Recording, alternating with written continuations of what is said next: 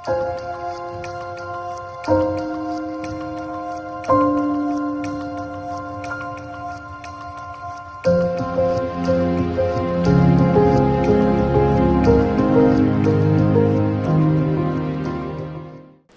పేతురు 4వ అధ్యాయము మొదటి 2 వచనాలు. క్రీస్తు శరీరమందు శ్రమపడెను గనుక మీరును అట్టి మనసును ఆయుధముగా ధరించుకొనుడి. శరీర విషయంలో శ్రమపడిన వాడు శరీరమందు జీవించు మిగిలిన కాలము ఇక మీదట మనుజాశలను అనుసరించి నడుచుకొనక దేవుని ఇష్టానుసారముగానే నడుచుకొనున్నట్లు పాపంతో జోలికనేమీ లేకయుండును. నాతో చెప్పండి, మీ పక్కన వాళ్ళకి చెయ్యిచ్చి వాళ్ళతో మాట్లాడండి. క్రీస్తు శరీరమందు శ్రమపడెను గనుక మీరును అట్టి మనసును ఆయుధముగా ధరించుకొనుడి. లోకరక్షకుడైన ప్రభు, సర్వాధికారి, సర్వంతర్యామి, సృష్టికర్త అయిన దేవుడు మన మానవులందరి పాపములు పరిహారార్థమై ఆయన ఈ లోకంలో శ్రమపడెను అని ఆయన గురించి రాయబడిన మాట అంటే, లోక పాపములను మోసుకొని పోవు దేవుని యొక్క గొర్రెపిల్ల. అంటే కొన్నిసార్లు మన శ్రమ పడేది మన కుటుంబ పోషణ కొరకు శ్రమ పడతాం. మన శ్రమ పడేది మన భవిష్యత్తు కొరకు మనం 4 రూపాయలు వెనక్కి వేసుకోవాలని మనం ఈ లోకంలో శ్రమ పడతాం. కానీ యేసు ప్రభు ఎందుకు శ్రమ పడ్డాడంట అంటే, ఆయన మన నిమిత్తమై మనము అనుభవించవలసిన శిక్షను, మన పాపములను తీసివేయటానికి కొరకు ఆయన సిలువలో ఏమైనా శ్రమ పడెను అని ఉంది. చూడండి, ఎందుకంటే శ్రమ పడటం వలన ఆయన ఏం నేర్చుకున్నాడు అంటే, హెబ్రీ పత్రికలో ఒక రాయబడిన మాట ఏంటంటే 5వ అధ్యాయము 7 నుంచి 8 చూద్దాం. శరీరధారి అయి ఉన్న దినములలో మహారోదనముతోను కన్నీళ్లతోను తన్ను మరణము నుండి రక్షింపగల వానికి ప్రార్థనలను యాచనలను సమర్పించి భయభక్తులు కలిగి ఉన్నందున ఆయన అంగీకరింపబడెను. ఆయన కుమారుడయుండి తాను పొందిన శ్రమల వలన విధేయతను నేర్చుకొనెను. చాలు చూడండి, ఇక్కడ ఆయన కుమారుడయుండి అంటే దేవుని కుమారుడయుండి ఏమన్నాడు ఇక్కడ, తాను పొందిన శ్రమల వలన విధేయతను నేర్చుకున్నాడు. అంటే శ్రమల వల్ల ఏం నేర్చుకున్నట్టంటే విధేయత నేర్చుకున్నాడు. అందుకని కొంతమంది అంటారు, కష్టపడుకోకుండా విలువ తెలియదు అంటారు. నిజమే, ఎందుకంటే కొంతమంది వ్యాపారస్తులు కూడా వాళ్ళ పిల్లలకి కష్టం తెలియాలంటే వాళ్ళు ఏం చేసేవాళ్ళంట, నా పేరంటూ చెప్పుకోకుండా ఏం చెప్పకూడదు, పలానా వాడు కుమారుడు నువ్వు పేరు చెప్పకూడదు, నీకు ఒక 6 నెలలు నేను బయట నువ్వు ఎలా బతుకుతావో బతికి నాకు చూపించాలా, నువ్వు కట్టుబట్టలతో వెళ్ళిపోవాలా, దూర ప్రాంతానికి వెళ్ళిపోవాలా, నా పేరంటూ చెప్పకోకుండా నువ్వు 6 నెలలు ఎలా ప్రయాసపడి ఎలా సర్వైవ్ అవుతావో, ఎలా సంపాదించుకుంటావో, ఎలా బ్రతుకుతావో నీ యొక్క లైఫ్ స్టైల్ని బట్టే నీకు నాలో భాగం అనేది ఇస్తాను. ఎందుకంటే నాతో పాటు ఉంటున్నప్పుడు వజ్రాల వ్యాపారం చేయొచ్చు, బంగారం వ్యాపారం చేయొచ్చు, ఒకవేళ మంచి ఉన్నతమైన స్థానంలో ఉండబట్టి నీకు ఏ పని రాకపోతే రేపొద్దు ఆ వ్యాపారం నువ్వు చేయలేవు. ఎందుకంటే ప్రజలు నలుగురు రకాల మాటలు ఉంటారు. అందుకని అలాంటి వాళ్ళ మధ్యలో నువ్వు సరిగ్గా వ్యాపారంలో నువ్వు ఎదగాలంటే లోకంలో నీకు పరిస్థితులు అర్థం అవ్వాలా. డబ్బును గురించిన ఎంత కష్టమో డబ్బు సంపాదించాలంటే, ఎలాగైతే మాట్లాడే విధానాన్ని కానీ నీ బిహేవియర్ కానీ అవన్నీ కూడా నేర్చుకోవాలంటే నా పేరుండి చెప్పకోకుండా నువ్వు బ్రతికిరా అని చెప్పి ఒక తండ్రి ఏం చేసి అంటే తన కుమారుడిని బయటికి పంపించి అతని గురించి మళ్ళీ అబ్జర్వ్ చేసుకుంటూ ఉంటాడు. వీడు ఎక్కడ ఉంటున్నాడు, ఏం చేస్తున్నాడు అన్న అన్ని విషయాలు కూడా మళ్ళా నిఘా సంస్థ అనేది అతన్ని గమనిస్తూ ఉంటుంది. ఏ స్థలంకి వెళ్ళినా తండ్రి పేరు చెప్పకూడదు. పేరు చెప్పకుండా ఏం చేయాలా, అతను ఉద్యోగం సంపాదించుకోవాలా. అలాగే రకరకాలుగా ఏ స్థలాల్లోకి వెళ్తాడో, ఏ ప్రాంతాలకు వెళ్తాడో, ఎక్కడికి వెళ్ళినా అతను ఏం చేయాలి, అతను కష్టపడి ఏం చేయాలా, డబ్బు అనేది సంపాదించుకుని అతను నేను ఇలాగూ బ్రతకగలిగాను అని నిరూపించాలి. నిజమే, చాలామంది తల్లిదండ్రుల ఉద్దేశం ఎట్లుంటుంది తెలుసా, నేను కష్టపడ్డా కాబట్టి నా కొడుకు కష్టపడకూడదు. మేము ఎన్నో బాధలు పడ్డాం, పేడలు మోసాము, తట్టలు మోసాము, పొలాల్లో గట్లు పని చేసాము, ఇలాంటివన్నీ కూడా మేము చేసాము, నా పిల్లడు కష్టపడకూడదు అని వాళ్ళ తల్లిదండ్రులు ఏం చేస్తానంటే, మాకు కష్టమైనా మాకు ఇబ్బంది అయినా నాన్న నిన్ను మాత్రం నేను ఏం చేస్తాను, మంచి చదువు చదివించాలి. ఎందుకంటే మన చెడ్డోళమైనా చెప్పండి, మన బిడ్డల కోసం మంచివి శ్రేష్టమైన ఇవ్వాలని ఎప్పుడు ఏ తల్లిదండ్రులు అనుకుంటారు చెప్పండి. వాళ్ళకి శక్తికి మించి బిడ్డలకు ఎప్పుడు కూడా వాళ్ళు శ్రమ పడకుండా వాడి జాగ్రత్తగా వాడు ఉండాలి, నాకులాగా వాడు కష్టపడకూడదు అని అనుకుంటాం. కానీ కష్టపడపోతే వాడికి విలువ తెలీదు. ఈ మధ్య చదువులో కూడా ఏమన్నా తెలుసా, చదివేటప్పుడంట కష్టపడి చదవద్దు అంటున్నారు. ఏం చదవకూడదంట? కష్టపడి చదవకూడదంట. కష్టపడి చదవకుండా ఇష్టపడి చదవాలంట. ఎలా చదవాలంట? కష్టపడి చదవకూడదంట, కానీ ఇష్టపడి చదవాలంట. ఆయన చదువు చదువు చదువు అని ముటికేలెత్తి ఆడే చదువుతాడా? ఆడు కాలేజీ దాకా వెళ్ళొస్తున్నాడు, వెనక్కి వచ్చేస్తున్నాడు. ఏంట్రా అంటే ఏదో వంకెట్టుకొస్తాడు, రోజుకో వంకెట్టుకొస్తాడు. ఎందుకు మరి? ఇక్కడ వాలీబాల్ ఎవడాడతాడు అంటే మనసులో పడిపోదు ఒకటి. కొన్నిసార్లు పిల్లల పరిస్థితి చూస్తూ ఉంటుంటే అమ్మ బాబుకే పట్టినట్టుగా ఉంటుంది. చూడండి, ఈ లోకంలో యేసు ప్రభు శ్రమల వలన అంట ఏం నేర్చుకున్నాడంటే విధేయతను నేర్చుకున్నాడు అని ఉంది. ప్రభు చెప్పారు, ఎవడైనా నన్ను వెంబడింపకొని ఇలా తను తాను ఉపేక్షించుకుని తన సిలువనెత్తుకుని ఏం చేయాలా? ప్రభువుని వెంబడించాలి. అంటే ప్రభువును వెంబడించేటప్పుడు సిలువ లేకోకుండా ఉండదు. సిలువ అంటే ఏంటి చెప్పండి? సిలువ అంటే శ్రమల మెళ్ళ సిలువ వేసుకుంటాం కాదు. అంటే యేసు ప్రభువును వెంబడించేటప్పుడు, అంటే నీతిగా యథార్థంగా బ్రతికేటప్పుడు ఈ లోకంలో అనేకమైన శ్రమల గుండా వెళ్ళాలి, ఎన్నో రకాలైన పోరాటాల గుండా వెళ్ళాలి, ఎన్నో శోధనల గుండా వెళ్ళాలి. ఇంకా కొన్నిసార్లు ప్రభువుని తెలుసుకున్న కాడించి నువ్వు ప్రార్థనకు వచ్చిన కాడించే ఎప్పుడు లేని బాధలు కూడా వచ్చి కూర్చుంటాయి. నీకు ఎప్పుడు లేని అనారోగ్యాలు కూడా కొన్నిసార్లు వచ్చి కూర్చుంటాయి. కొన్నిసార్లు ఎప్పుడు రాని నిందలు అవమానాలు కూడా వచ్చి కూర్చుంటాయి. కొన్నిసార్లు ఆఖరికి వీళ్ళు కొన్నిసార్లు డిసైడ్ అయిపోతాం ఏంటంటే అసలు మేము ప్రార్థనలోకి దిగినాకే ఏమొచ్చి పడినాయి, మాకు శ్రమలు అనేది మాకు వచ్చినాయి అన్నారు. ప్రార్థన రానప్పుడు మాకు లేవే, హాయిగా ఉన్నామే అనుకోండు. ఎప్పుడైనా సేవల పుట్టని కెలిగితేనే సేవలు కుడతాయమన్నాయి. అట్లాగే మనం కూడా సేవల పుట్టలాగా ఉన్న దుష్టుడిని అపవాదిని ఏం చేస్తున్నామంటే వాడిని బంధిస్తున్నాం. ప్రార్థన చేస్తే ఏం చేస్తాం? మనం బంధిస్తాం. ఎందుకంటే వాడు మన నాశనం చేయాలని, మన నరకాన్ని తీసుకెళ్లాలని, వాడు ఎప్పుడూ కూడా మనల్ని ఎదక్కోకుండా నానా రకాలైన శోధనల చేత మన ఏం చేస్తాడు? నిన్నెప్పుడు కూడా అణి చేయట చూస్తాడు. కానీ దేవుడు అంటున్నాడు, మీరు ఆశీర్వాదమునకు వారసులవట మీరు పిలవబడ్డారని దేవుడు అంటున్నాడు. మరి ఆశీర్వాదం కావాలంటే ఊరికనే ఆశీర్వాదాలు వచ్చేస్తాయా? మరి బలవంతుని బంధించాలి కదా. మరి బలవంతుని బంధించాలి, ఆడూరుకుంటాడా? ఇన్నాళ్ళు అసలుకి నన్ను సేవించావు, ఇన్నాళ్ళు నన్ను ఆరాధించావు, ఇన్నాళ్ళు అసలుకి నా దగ్గరికి వచ్చావు, ఇప్పుడు చూస్తే ఎక్కడికి వెళ్ళిపోతున్నావు మళ్ళీ నువ్వు? అంటే చర్చికి వెళ్ళిపోతున్నావు నువ్వు. ఇక వాడికి ఏంటి కోపం, వాడికి మంట. దేవుణ్ణి ఆరాధించేటప్పుడు వాడికి ఎలా ఉంటుందంటే నిజ దేవుడి దగ్గర రానికోకుండా వాడికి ఎన్ని రకాలుగా ఇబ్బంది పెట్టాలో అన్ని రకాలుగా నిన్ను నష్టపరచడానికి వాడు శతవేదాల ప్రయత్నం చేస్తాడు. నిజమే. ఎందుకంటే మనము పోరాడేది శరీరులతో కాదంట. వాక్యం ఏముంది? మనం పోరాడేది శరీరులు కాదంట. ఎవరితో మరి మనం పోరాటం అంతా? తోడుకోళ్ళతోట, అత్తగారితోట, వాళ్ళతో కాదండి. మన పోరాటం అత్తగారితో కాదు, తోడుగోళ్ళతో అంతకన్నా కాదు. మన పోరాటం అంతా ఎవరితో అంటే అపవాదిని ఎదిరించడానికి. వాడితోనే మనకు పోరాటం. మరి వాడిని ఎలా పోరాడతావు అంటే నీ మోకాళ్ళ కింద శీఘ్రముగా వాడిని సీత దొక్కిస్తావు. అందుకని ప్రార్థన చేయటానికి అవకాశం నీకు దొరకనివ్వడా అపవాది. లెంట్ సీజన్లో కొంచెం 2 గంటలు ప్రార్థన చేసుకుందామని మనం అనుకున్నాం అనుకో, అదే టైంకి ఏదో పనులు వచ్చి పడతాయి మనకు. ఇవాళ కాకపోతే చాలా రోజులు ఉంది కమ్మా. ఎన్ని రోజులు ఉంది? చాలా రోజులు ఉంది, 10 రోజులు. చూడండి, నిజమే. నేను అన్నం తిన్నాక ఈ పూట తినకపోతే ఏమైంది? నిజమే. ఈ లోకంలో మనుషులు ఎలా ఉంటుందంటే శరీరానికి ఆహారం ఎలా కోరుకుంటున్నారో ఆత్మకు ఆహారం కోరుకోవట్లా. చూడండి, ఆ దినాల్లో 40 దినాలు ఉపవాసం ఉన్నారు వాళ్ళు. శరీరధారి అయ్యే దినాల్లో ఆయన మహారాధనతో కన్నీటితో 40 దినాలు ఆయన ఉపవాసం ఉండి ప్రార్థన చేస్తే సాతానుగాడు వచ్చి ఏమన్నాడు తెలుసా? నీకు బలి ఆకలేస్తుంది కదా, ఈ రాళ్ళన్నిటిని ఏం చేయమన్నాడు? రొట్టెలు చేసుకు తినేసేయి. నీ నోటితో ఏదంటే అది జరిగిపోతుందిగా. సచ్చినోళ్ళే బతుకుతున్నారు ఓ పక్కన. ఈ రాళ్ళని ఏం చేయమన్నాడు?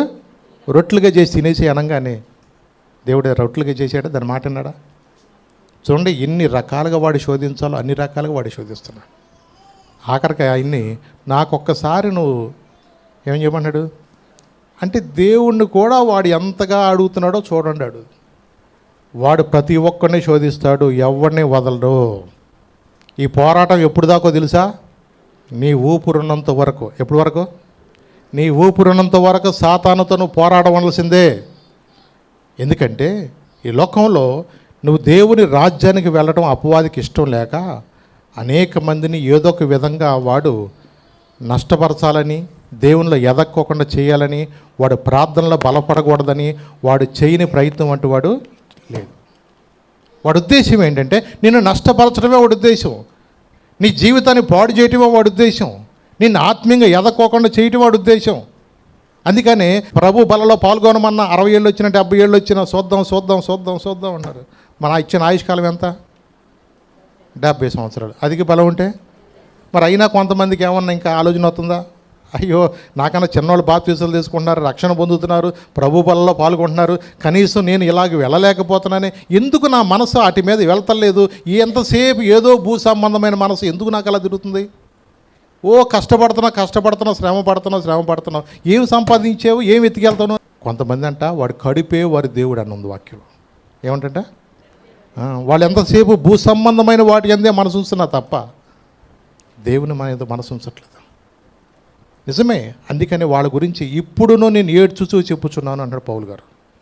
మనము భూ సంబంధమైన వాటి కొరకు కాదు, మనం దేవుడు మనం పిలుచుకున్నది ఎందుకో తెలుసా? పరమందు దేవుని యొక్క బిడ్డలుగా, దేవుని రాజ్యమును మనం వెదికేవారుగా, మనం అక్కడ ఉండే నిత్యజీవం పొందుకుంటానికి ఈ లోకంలో దేవుడు నిన్ను పిలుచుకున్నాడు. నిజమే. లోకంలో చాలామందిగా గ్రహింపు లేకోకుండా చాలామంది ఎలా ఉంటారంటే ఏదో నా ప్రాణమా తినుము త్రాగుము సుఖించుమని అంటారు. అలా ఉండటానికి కాదంటండి. 1 పేతురు చూద్దాం 3వ అధ్యాయం 18వ వచనం చదివిన ఒకసారి. దేవుని చిత్తం అలాగున్న ఎడల దేవుని చిత్తం అలాగున్న ఎడల కీడు చేసి శ్రమపడుట కంటే మేలు చేసి శ్రమపడుటే బహు మంచిది. ఏలయనగా మనలను దేవుని యొద్దకు తెచ్చుటకు, ఇక్కడ మనలను దేవుని యొద్దకు తెచ్చుటకు, అనీతిమంతుల కొరకు నీతిమంతుడైన క్రీస్తు శరీర విషయంలో చంపబడి ఆత్మ విషయంలో బ్రతికింపబడి పాపముల విషయంలో ఒక్కసారి శ్రమపడెను. ఒక్కసారి కూడా శ్రమపడ్డాడు. ఎందుకు శ్రమపడ్డంటే మనలను దేవుని యొద్దకు తెచ్చుటకు. దేవుని యొద్దకు నువ్వు రావాలంటే నీ పాపములు విడిచిపెట్టాల్సిందే. అందుకని మన పాపములను మనం ఒప్పుకునేలా ఆయన నమ్మదగినవాడు, నీతిమంతుడు కనుక మన పాపములు క్షమించి సమస్త దుర్నీతి నుండి కూడా మనల్ని ఏం చేస్తాడు? ఆయన పవిత్రులుగా చేస్తాడు. ఎందుకంటే మన పాపములు క్షమించడానికి మనిషి కుమారుడికి ఆయనగా మాత్రమే అధికారం ఉంది. ఎవరికి ఉంది అధికారం? మన పాపాలు క్షమించడానికి యేసు ప్రభువుకు మాత్రమే అధికారం ఉంది. కాబట్టి మన పాపాలు పోవటానికి మనం ఎక్కడో మునిగితే పోదో, ఎక్కడో చెంపలేసుకున్నా పోదో, ఆవులకి అన్నం పెట్టినా పోదో, ఇంకొక ధర్మకార్యాలు చేసినా పోదు. మన పాపములు ఎర్రనవైనా సరే అవి దేవుని దగ్గరకు వచ్చినప్పుడు మనం ఏం చేయాలంటే, ప్రభా నా పాపముల కొరకే నువ్వు శిలువలో మరణించే ప్రాణత్యాగం చేశావు కాబట్టి ప్రభా నా పాపములు క్షమించగలిగింది నీ ఒక్కడవే అని ప్రభువును మాత్రమే మనం అడగాలి. ఎందుకంటే ప్రభు చెప్పారు పాపములు క్షమించడానికంట మనిషి కుమారుడికి ఏం కలదో? అధికారం కలదు. కాబట్టి మన కొరకు ప్రాణం పెట్టిన ఆయన దగ్గరికి మన పాపాల విషయం వెళ్ళాలి తప్ప ఆయన నేను అడక్కోకుండా నేనేదో ఎక్కడో మునిగొచ్చాను, ఎక్కడో నేనేదో పుణ్యం చేసి వచ్చాను, ఎవడికో నేను ఆడికి బట్టలు కుట్టించాను అన్నాడు. అందుకని మీ నీతి క్రియలంట మురికి గుడ్డల వంటివి అన్నాడు. మనం ఎన్ని దాన ధర్మాలు చేయటం కాదు, కానీ మనం చేయవలసింది ఏంటంటే ప్రభు దగ్గరకు మనం వచ్చి ప్రభు సన్నిధిలో మొదట మన హృదయాన్ని సరి చేసుకోవాలి. అందుకని యేసు ప్రభు పిలిచిన వెంటనే పేతురు ఏంటి, మరి ఆంద్రయ్య ఏంటి, యోహాన్ ఏంటి, యాకోబు ఏంటి, వెంటనే వాళ్ళు ఏం చేశారు తెలుసా? వలలు విడిచిపెట్టి యేసుని ఏం చేశారు? వాళ్ళు వెంబడించారు. నిజమే. ఎందుకంటే నా వెంబడి రండి ఏమన్నాడైనా, నేను మిమ్మల్ని మనుషులు పట్టే జాలర్లుగా నేను చేస్తాను. నా వెంబడి మీరు వస్తే నేను మిమ్మల్ని మనుషులు పట్టే జాలర్లుగా నేను చేస్తాను అంటున్నాడు.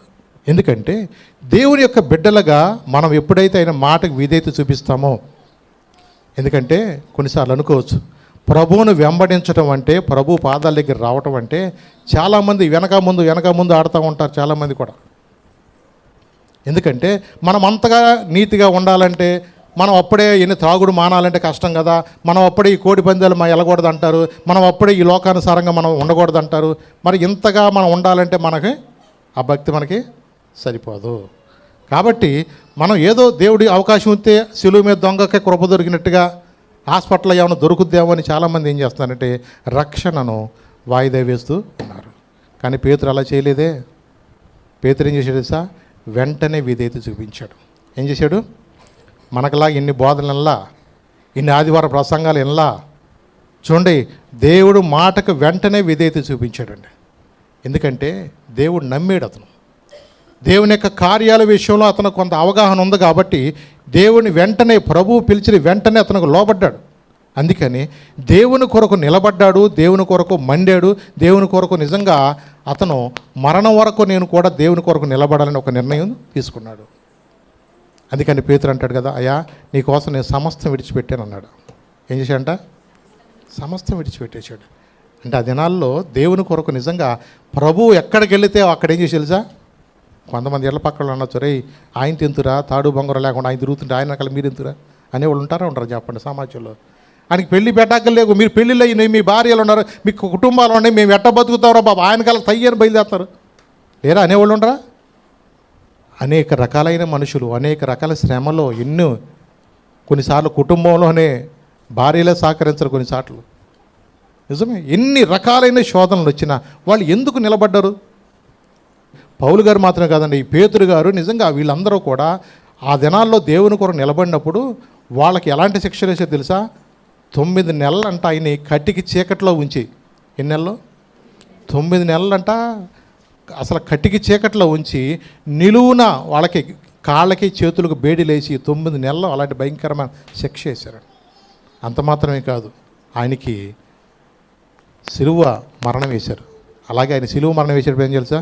అయ్యా యేసు ప్రభువులాగా నిలువుగా నన్ను ఎయ్యొద్దు కానీ ఏమన్నా నన్ను తలకిందలుగా సిలువేయండి అన్నాడు. ఎందుకు ఆయన అంతకంత తగ్గించినాడు? అయ్యా నా ప్రభువులాగా అలా నిలువుగా వేసుకుంటా కూడా నేను యోగ్యుడిని కాను, కానీ నన్ను సిలువేసేటప్పుడు ఎలా వేయాలి చేసా? ఎందుకు? అసలు నన్ను తలకిందులుగా సిలువేసేయండి. వాళ్ళ జీవితంలో నిజంగా దేవుని కొరకు నిజంగా ఎంత ప్రేమ, ఎంత నిజంగా వాళ్ళకున్న మనసు, ఇవన్నీ గమనిస్తే కొండ మీద ప్రసంగంలో ప్రభు ఒక మాట చెప్పారు వాళ్ళకి. 5:11-12 వచ్చిన చదువు ఒకసారి. యేసు ప్రభు శిష్యులతో చెప్పాడు, నా నిమిత్తము గనక జనులు మిమ్మును నిందించి హింసించి మీ మీద అబద్ధముగా చెడ్డ మాటలెల్లా పలుకున్నప్పుడు మీరు ధన్యులు. సంతోషించి ఆనందించు, పరలోకమందు మీ ఫలము అధికమగును. పరలోకమందు మీకు ఏమవుతుంది? మీకు ఫలము అధికమగు. ఎవరైనా నా కోసం గనక మిమ్మల్ని నిందించినా, హింసించినా, ఇంకా అబద్ధంగా మీ మీద చెడ్డ మాటలు పలికినప్పుడు మీరేం చేయమన్నాడు? బాధపడమన్నాడా? ధన్యతగా భావించండి. ఎందుకంటే మీరు ఎప్పుడైతే సంతోషిస్తారో పరలోకములో మీకు ఏమవుద్ది? ఫలం అనేది మీకు అధికమవుద్ది. ఆ మాటను బట్టి వాళ్ళు ఒకటి నిర్ణయించుకున్నారు, ప్రభా మేము మీకోసం నిలబడతామయ్యా, చావైనా బ్రతుకైనా ప్రభా నీకోసం మేము నిలబడతాం ప్రభా. ప్రభు కొరకు నన్ను అలాగ నిలువున సిలువేయట యోగ్యుడిని కాను, కానీ ఏం చేయమన్నాడు తెలుసా? నన్ను తలకిందులుగా నేను సిలువేయండి అన్నాడు. నిజమే, తన మనసులో ఒకటే పౌలు వారు నిర్ణయించుకున్నాడు, నీ పరిచర్యను తుదముట్టించుటే నా నియమమాయనే, నీ సన్నిధిలో నీ పొందుకోరి నీ స్నేహితుడానైతే, నీ పరిచర్యను తుదముట్టించుటే నా నియమమాయనే, నీ సన్నిధిలో నీ పొందుకోరి నీ స్నేహితుడానైతేనే. ఆహా నా ధన్యత, ఓహో నా భాగ్యమో, ఏమని వివరింతునో, ఏమని వివరింతునో. ఆహా నా ధన్యత, ఓహో నా భాగ్యమో, ఏమని వివరింతునో, ఏమని వివరింతునో. నేనెందుకని నీ సొత్తుగా మారితిని, యేసయ్యా నీ రక్తమోచే కడుగబడినందున, నీ అనాది ప్రణాళికలో హర్షించెను నా హృదయ సీమ, నీ అనాది ప్రణాళికలో హర్షించెను నా హృదయ సీమ. ఆయన ఒకటే నిర్ణయించుకున్నాడు పౌలు వలె, బ్రతికితే క్రీస్తు కొరకయ్యా, చనిపోతే మేము. నీ అనాది ప్రణాళికలో యోగ్యతలే నా జీవితంలో ఒక్క చేప కూడా పడుకోకుండా, ఒక్కటి కూడా ఏవి పడుకోకుండా, రాత్రంతా ప్రయాసపడినా ఒక్కటి కూడా పడుకోకుండా వేదనతో ఉంటున్నప్పుడు, ఆ వలలు అలా దులుపుకుంటున్నప్పుడు వారి మధ్యకి వచ్చి వారితో మాట్లాడి పేతురు యొక్క నావను తీసుకుని దానిలోకి వెళ్ళి వాక్యం ప్రకటించి, పేతురు ఇప్పుడు నువ్వు వెళ్ళి చేపలు అవి లోతులోకి నడిపించి చేపలు ఏమంటే విస్తారమైన చేపలు ఎప్పుడైతే పడినాయో పేతురు ఏం చేశాడు సార్, ప్రభా నేను పాపాత్ముడయ్యా, నన్ను విడిచిపెట్టయ్యా. నిజమేనయ్యా, నీ మాటలో ఎంత శక్తి ఉందయ్యా, నీ మాటలో ఎంత శక్తి ఉందయ్యా. రాత్రంతా ప్రయాసపడే ఒక్క చేప కూడా పడలేదు, కానీ నువ్వు చెప్పితే మేము వలల పిగిలిపోయిన చేపలు అన్ని చేపలు ఇచ్చావు ప్రభా. నీ మాటకి చేపలు లోపడుతున్నాయి ప్రభా, నీ మాటకి సముద్రం లోపడుతుంది ప్రభా. అయోగ్యుడిని అయ్యా, నాలాంటి వాడిని కూడా నువ్వు పిలుచుకున్నావని పేతురు నిజంగా తను ఒక నిర్ణయించుకున్నాడు, నేను పాపాత్ముడయ్యా.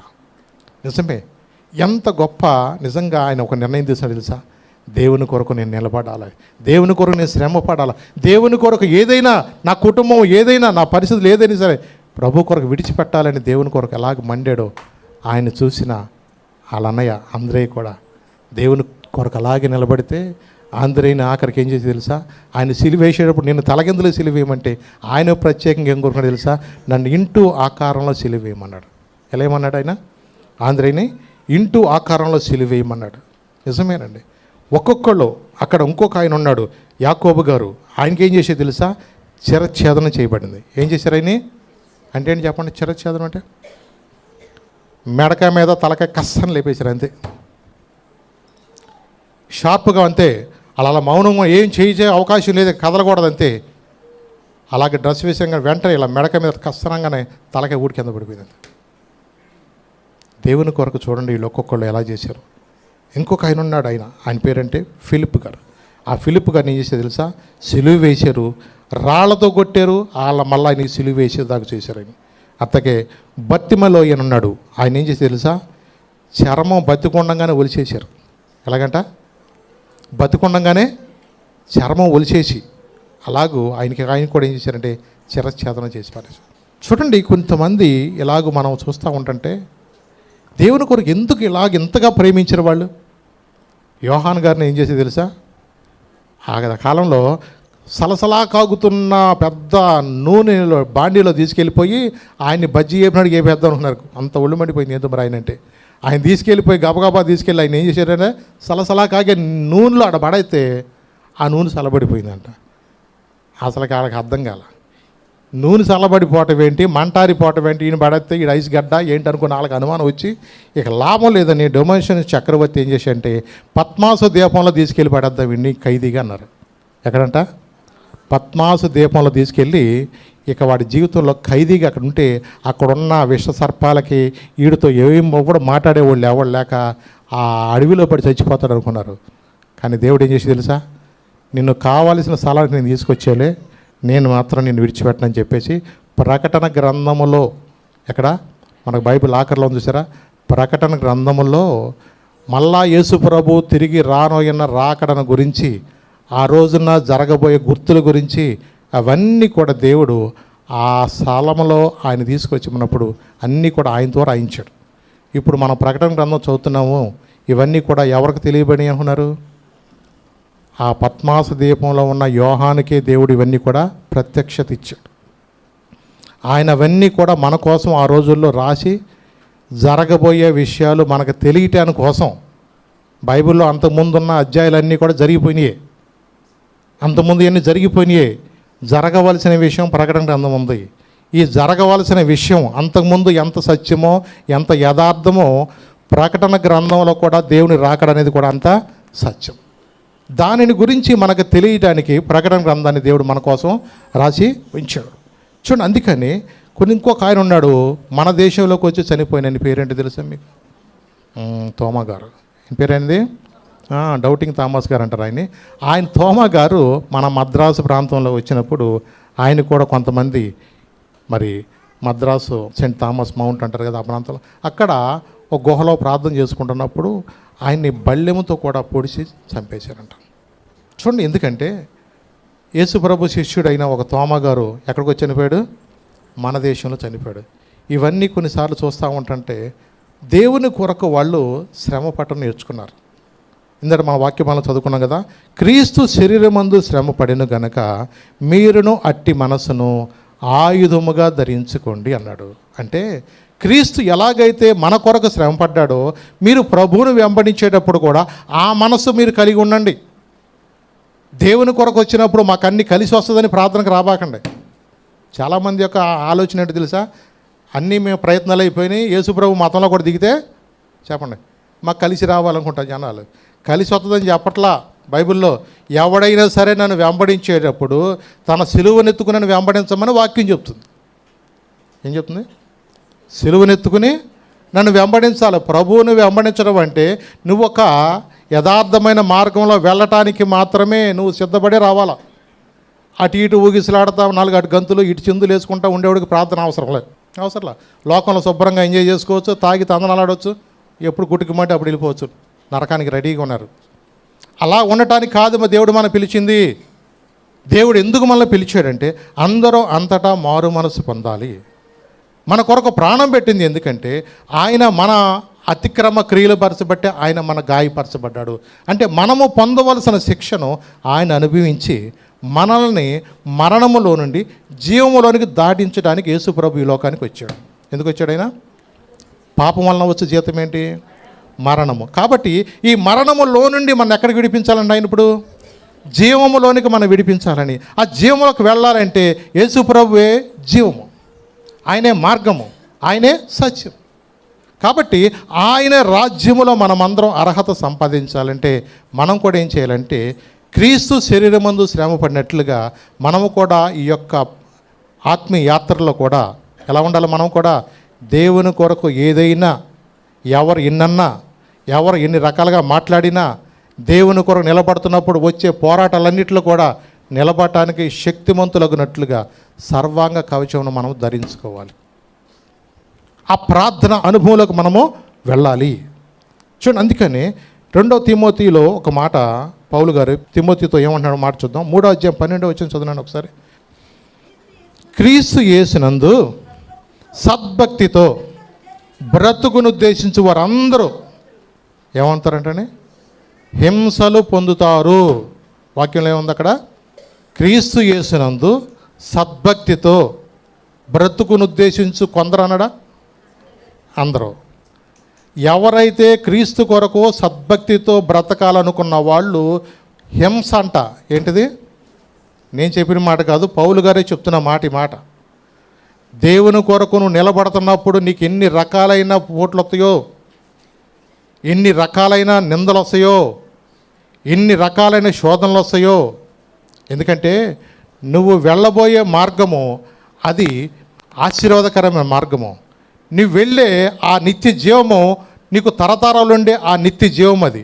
కాబట్టి ఆ శాశ్వతమైన ఆరాజ్యములో నువ్వు ఉండకుండా ఉండాలంటే ఈ లోకములో హింసలేంటి భయంకరమైనవి. అందుకన్నాడు సద్భక్తితో బ్రతుకును ఉద్దేశించి వారందరూ కూడా ఏమంటారంటే హింసలు పొందుతారు.